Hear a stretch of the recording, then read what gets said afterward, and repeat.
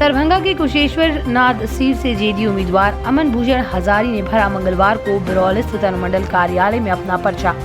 इस मौके पर बिहार सरकार के कई मंत्री मौजूद थे। नामांकन के दौरान मंत्री संजय झा ने कहा कि हमारे उम्मीदवार की जीत पक्की है। मंत्री ने कहा कि चुनाव मैदान में आने से पहले ही महागठबंधन का कुंभा बिखर चुका है। अमन भूषण हजारी के नामांकन में हजारों की संख्या में स्थानीय लोग भी शामिल हुए। इस दौरान एनडीए के सभी दलों के नेताओं ने भाग लेकर अपनी एकजुटता का संदेश भी दिया।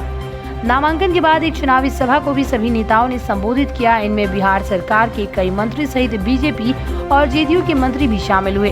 हम पार्टी के प्रमुख जीतन राम मांझी, वीआईपी के प्रमुख मुकेश सहनी, केंद्रीय मंत्री आरसीपी सिंह, लोजपा के सांसद प्रिंस राज, भाजपा सांसद गोपाल जी ठाकुर सहित बिहार सरकार के मंत्री संजय झा, मदन सहनी, जीवेश मिश्रा के अलावा कई विधायक और सांसद भी शामिल हुए। जेडीयू नेता सह केंद्रीय मंत्री आरसीपी सिंह ने सभा को संबोधित करते हुए कहा कि पूरा एनडीए एकजुट है। उन्होंने सभी लोगों ने वोट देकर अमन भूषण हजारी को जिताने की अपील की। उन्होंने बिहार को प्रगति के रास्ते पर ले जाने के लिए नीतीश कुमार की तारीफ भी की। मीडिया से बात करते हुए बिहार सरकार के जल संसाधन मंत्री संजय झा ने बताया कि आज के नामांकन में लोगों का उत्साह देखकर ही लगता है कि अमन भूषण हजारी की ऐतिहासिक जीत पक्की है। विपक्ष पर चुटकी लेते हुए कहा कि चुनाव से पहले ही महागठबंधन का पूरा कुंभा बिखरने लगा है।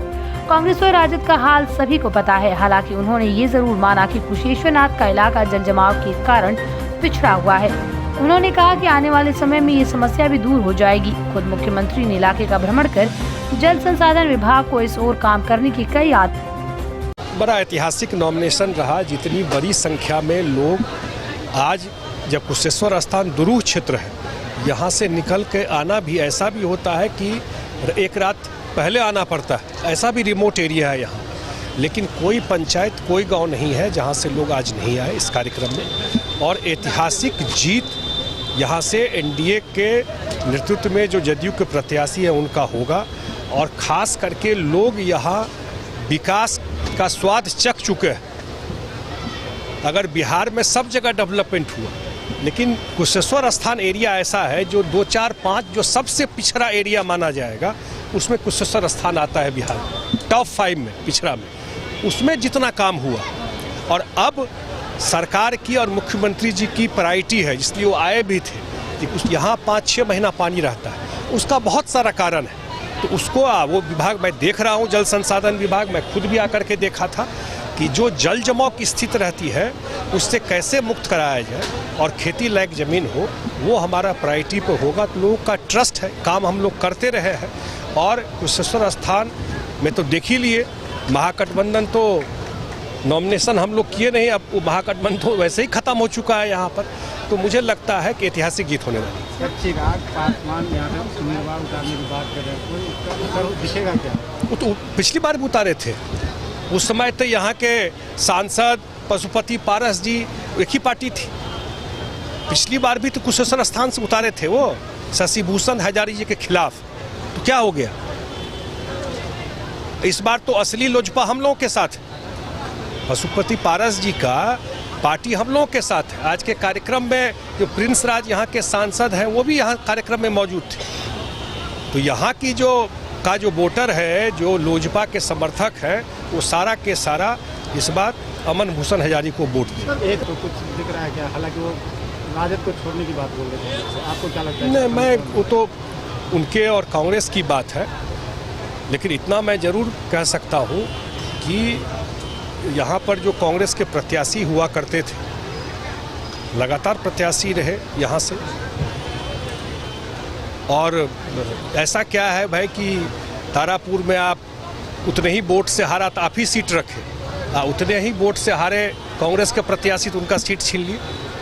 क्यों? उतना ही वोट से उनका प्रत्याशी भी हारा था ना, तो वो सीट तो अपने पास रखे। उतने ही वोट से यहाँ से जो उनके कांग्रेस के प्रत्याशी हारे, तो ये सीट नहीं दिए कांग्रेस को। ये सुनिश्चित करना है कि जितने हमारे समर्थक, पांचों दलों के हमारे समर्थक शुभचिंतक मतदाता हैं, वो बूथ पर जरूर जाएं और बूथ पर जाकर के जो हमारे एनडीए के उम्मीदवार अमन जी हैं और जिनका चुनाव चिन्ह यहाँ 3 होगा, उस पर आप बटन जरूर दबाएं।